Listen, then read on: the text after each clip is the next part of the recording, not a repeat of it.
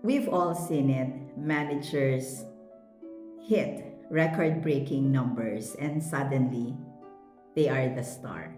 But is high sales target the only mark of a true leader? If you're the leader, determining who to promote or to recognize, looking only at the dashboard is a trap. Yes, numbers are the bottom line, but they don't tell you the whole story. A true leader sees the bigger picture beyond the revenue.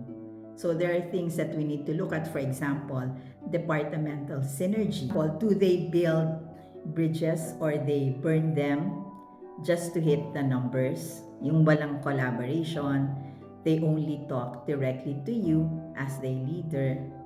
Kasi a great manager knows that they are not an island, meaning they need people around them to help them reach their goals.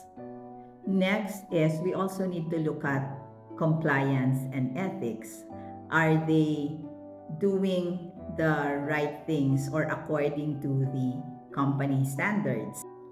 Kasi short-term gains at the cost of the company standard gives you or gets you to a long-term disasters. Next is yung ability ng manager to do complex problem solving. Baka kasi itong manager na to is konting problema lang na supposed to be kaya namang i-handle sa level niya, i-escalate pa.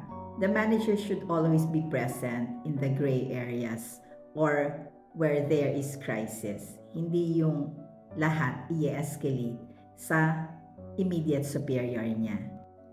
So the numbers that you see actually tell you what happened yesterday. But character and collaboration will tell you what will happen in the future.